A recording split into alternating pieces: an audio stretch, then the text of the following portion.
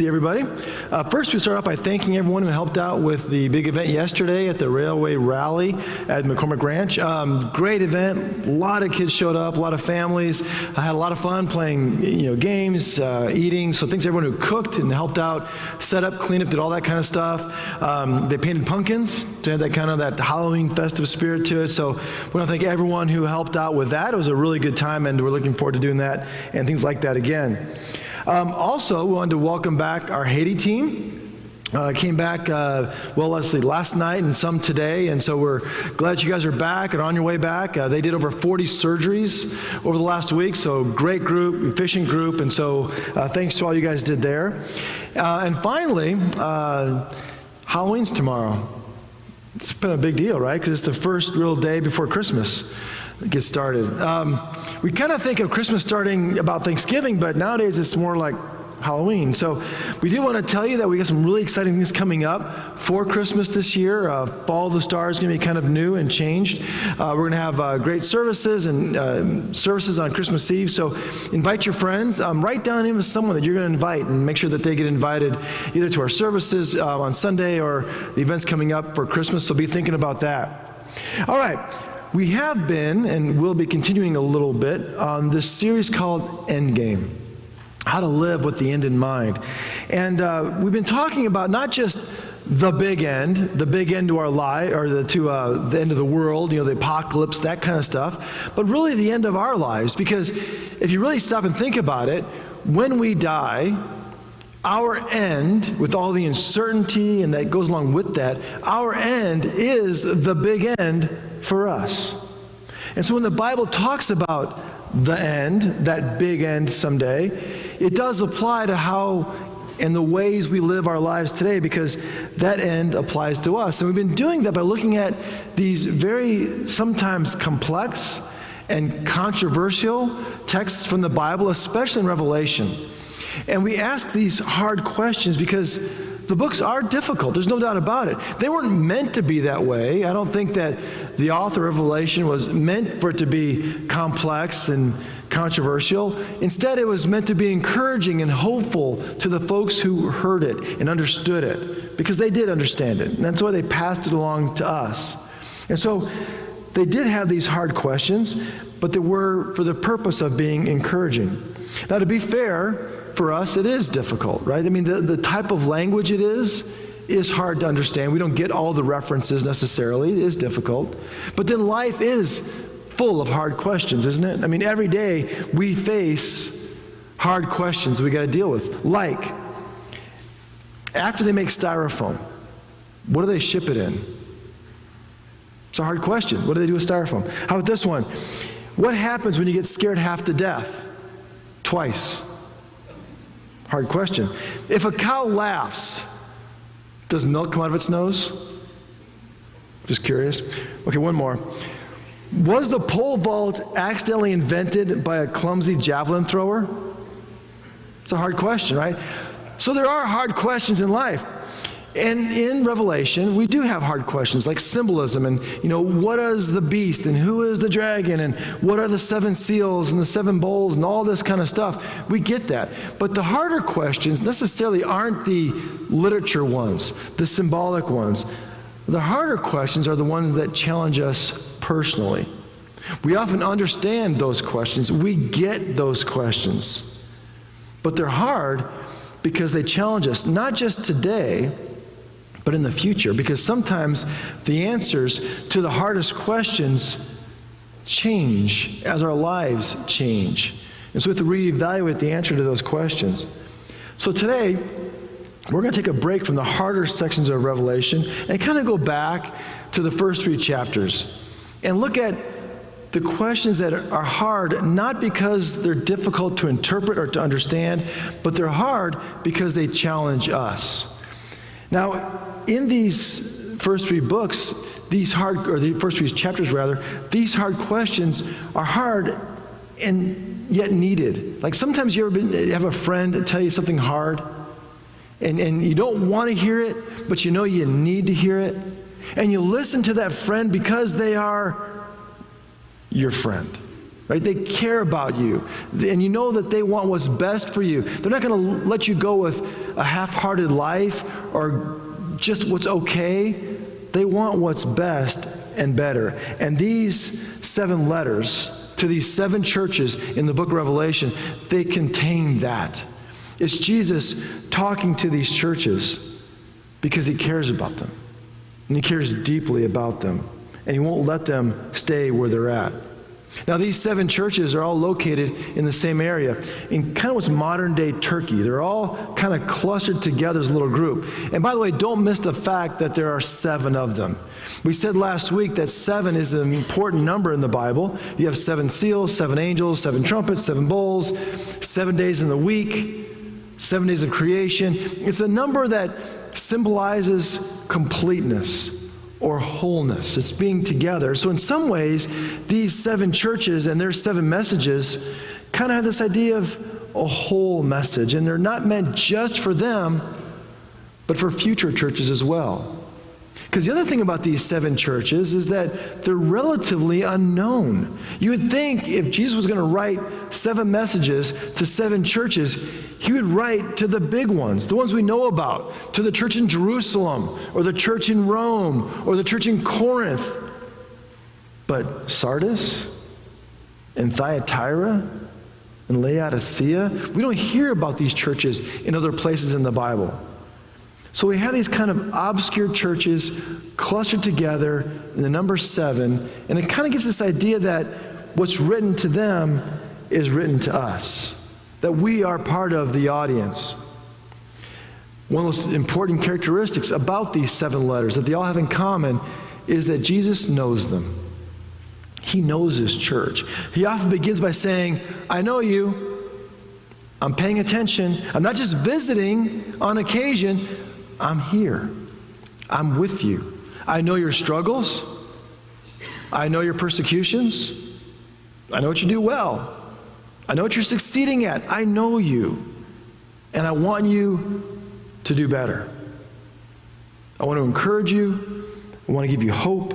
I want to get you on track. But the bottom line is he knows them. And because he knows them, and therefore he knows us, the big question, the hard question that comes out of these 7 messages to these 7 churches is this: where do we stand in our relationship with Christ today? Where do we stand? He knows us. The good, the bad, the struggles, the heartache, the pain, the sin, the difficulty. He knows us. So it's like this mirror looking at our soul saying, all right, so where do we stand? These are like self-evaluation letters that we have. He knows our deeds. He knows the level of our faith, the fruit of our commitment. And so what if there was an 8th letter? What if there's an 8th letter written to me? To Frank, right? Or written to you, right? To Stacy, right? To Ken, right? Or to our church? To the church at Chaparral, right? What would he say in that letter because he knows us? What would he say? That's kind of our question we're looking at today. Now, we can't look at all 7 letters at one time, so we're going to look at just one. And I picked the hardest one, the one with the hardest message, because I think this message speaks to American Christianity in general today. And so a church called Laodicea, one of these 7 churches. And he has a pretty stern message for this little church. In Revelation 3, it says, and to the angel of the church at Laodicea write, the words of the Amen, the faithful and true witness, the origin of God's creation. I know your works. You are neither cold nor hot. I wish that you were either cold or hot. So because you are lukewarm and neither cold or hot, I'm about to spit you out of my mouth. So I've been paying attention. I know you. In fact, he knows this city. He calls them lukewarm, right?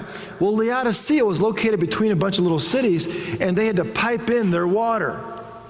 So there are these huge aqueducts that are still there today, or at least the ruins of them, where they piped water into Laodicea. But by the time it got there, what was it?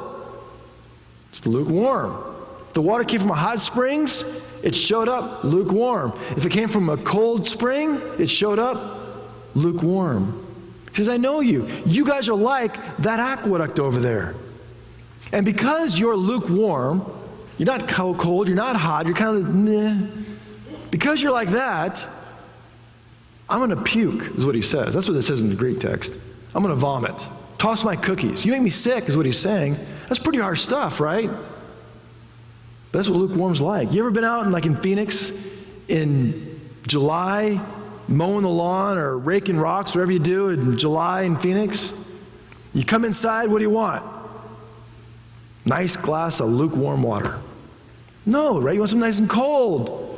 Or if you're in the middle of, Prescott in January, you want something warm. But the idea here is that they are just lukewarm. And the hardest part of this message for American Christianity is, I think a lot of us are okay with lukewarm. We're okay with lukewarm. We say, we're okay with a little bit of God. I really want more money, but I'm okay with a little bit of God. I really want a bigger house, nicer car. I'll strive for that, but I'm okay with where I am with God today. I'm okay. Or, I really want more control in my life, more power at work, but I'm okay with a little bit of God. We're lukewarm. And unfortunately, a lot of us are okay with it. It's nominal Christianity, cultural or complacent Christianity. And Jesus doesn't want any part of that. Because I think a lot of us, we have this image, this thought that something's better than nothing. And I'm not as bad as that guy, right? The something I have is better than that, so Jesus has to be happy with what I've got because it's better than having nothing. Jesus says, no. I would rather you have cold indifference and not care at all than be like that. That the enemy of faith is not cold indifference. The enemy of faith, he says, is a half-hearted, halfway, half-acted out commitment. It's being lukewarm. We have a word for that in our kind of modern lingo today for being lukewarm. It's 3 letters. We add it to end of words. Ish. Ish. Hey, how was the party? Was it good? Ish. Are you hungry? Ish. Was that corn dog good? Ish. Right? We get this ish kind of thing, this ish kind of life. And Jesus says, ish, when you apply it to our faithfulness in Jesus, that ish makes him sick to his stomach. We say, I'm faithful, ish. I want to be holy, ish. It's like we don't want to be saved from our sins. We just don't want to be punished for them. Right? We don't want to really change and follow Jesus completely. We want to kind of dabble in the old life. We want to follow him, ish. And Jesus says, I gave everything for you. Came to earth for you. I talked with you. I lived with you. I walked your streets. I died for you. I gave everything for you. And you give me ish? He said, that makes me sick to my stomach, to the church at Laodicea and to us today. So let me ask this question. In a really practical way, what does being ish look like? I mean, we can talk about, I'm half-hearted, but in what ways?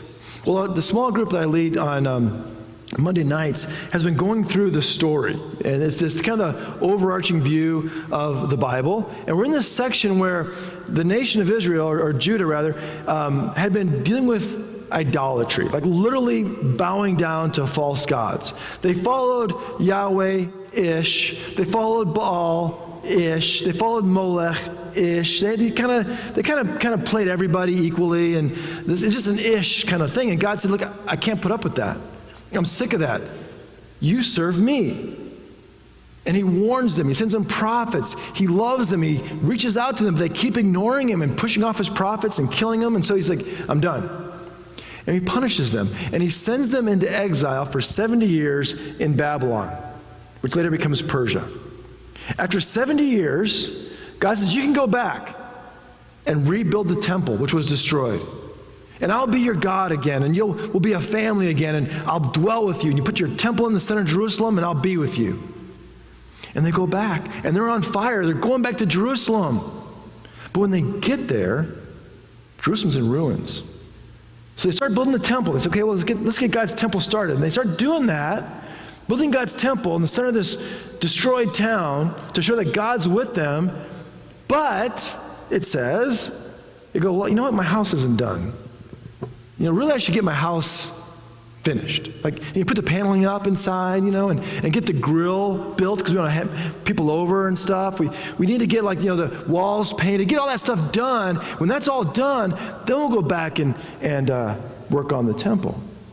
Now, what's interesting about this return of the Jewish people to Jerusalem was their exile in Babylon actually kind of cured them of idolatry.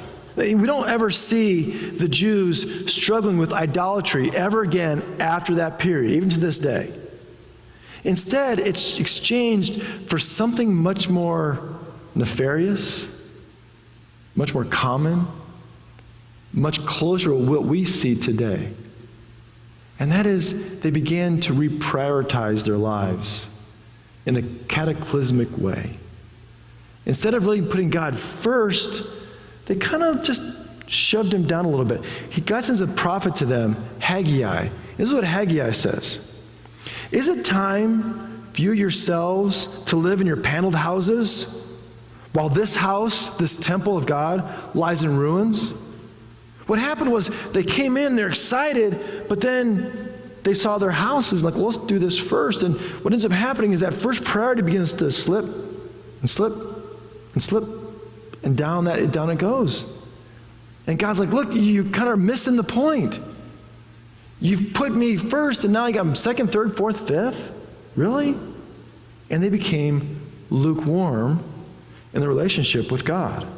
And by the way, God is not being critical of them because he wants a place to stay. He's not like out, in the woods hanging out in the tent.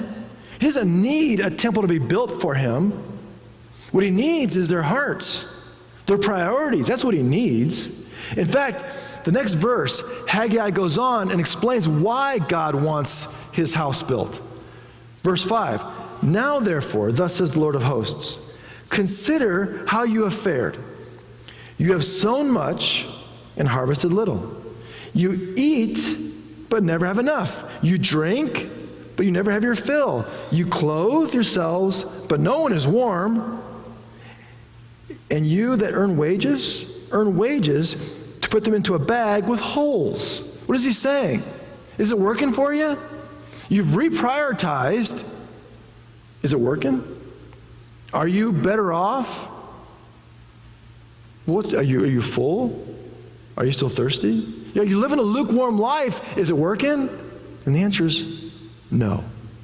And he tells them this because he cares. He wants what's best for them. When God talks about our finances, or God talks about tithing, or God talks about our time or our priorities, he's doing that for us. There's a way the world works, the way he created us to be. And he says, if I'm not first, then you're lukewarm. And that is not going to work out for you or for me. Remember the guy in the New Testament, rich young ruler? Right, he goes to Jesus and he says, hey, Jesus, I want to go to heaven. So what do I got to do to get to heaven? Jesus says, well, keep the commandments. And this guy has the best answer. Which ones? Really? You're going to ask Jesus which ones? Like some don't count? No, don't do that one. Number 2 is not so much. Jesus, keep the commandments. He says, well, which ones? And Jesus gives him a list. And he's, okay, I've kept those. He says, since I was a kid, I kept all of those. That's a pretty on-fire guy. You think about it, he kept all the commandments, he says, since he was a kid. But he knows down deep, when he puts that mirror up to himself and he asks about his relationship with God, he looks at himself and says, I'm still missing something. I'm lukewarm in some areas of my life. And he knows that. And he asks Jesus, what still do I lack? Like I know I'm not really hot. I got some cold areas. I'm kind of lukewarm. What do I lack? And Jesus tells him in Matthew 19:21, he said, if you wish to be perfect, go, sell your possessions, and give the money to the poor, and you'll have treasure in heaven. Then come and follow me. Does Jesus need this guy's money? No, he doesn't need his money. What he wants is this guy's heart. This guy is allowing money to get in the way of being hot. It's like you got this hot water, he's hot, but then he's pouring some cold water into it. And what do you get when you put hot and cold water together? You're lukewarm. Jesus doesn't want to spit that out. So get rid of the cold stuff. And this was getting in the way of his being committed. It may be different for you. Maybe it's the same, I don't know. But the idea is that you look at your life and you ask yourself, where do I stand today in my relationship with Christ? What is pouring cold water into your life? What is causing you to be lukewarm? Because you're just like, look, part way isn't good enough, he says. In fact, that's the worst. So what is it that you need to change? And by the way, he's saying this to us because he cares. In Revelation 3, to the church of Laodicea, he says, I reprove and discipline those whom I love. Because I'm not telling you this to be mean. I'm not telling you this because I don't care. I'm just being, he says, I'm doing this because I love you. That's why I'm telling you this. Remember what I said earlier? Good friends will tell you the truth. Good friends will tell you what you need to hear. Even if it hurts, they will tell you the truth because they want what is best for you. They want you to be better, to have a better life. And that's what's going on here with Laodicea. And not only that, Jesus says, I want to tell you the truth. I want to help you. And I'm going to add to that, I'm going to be part of that help. In verse 20, he says, listen, I'm standing at the door knocking. If you hear my voice and open the door, I will come into you and eat with you, and you with me. Now, I want you to think about something just real quick for a second here. Who's he talking to? He is talking to the church at Laodicea, right? But where is he? He's talking to a church, and he is outside the church knocking on the door. He's not inside. He's outside. You can have a church without Jesus, is what it's saying. You can have a church that thinks it's a church without Jesus. And he's going to Laodicea and he's saying, hey, I'm outside. I'm knocking on the door. You gonna let me in? I want to come in. I want to help. I'm not writing you off. I'm not leaving. I'm knocking. But the thing is, the only door handle is on the inside. You have to open it. The question of Laodicea, the question that gets passed down to us is, are we lukewarm? Are we an ish kind of people? Are we an ish kind of church? Because if we are, then Jesus is outside knocking saying, hey, I want to come in. And the thing is, only you have a door handle.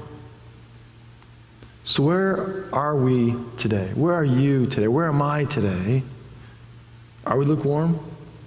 Are we an ish kind of people? Because that's not what God wants from us.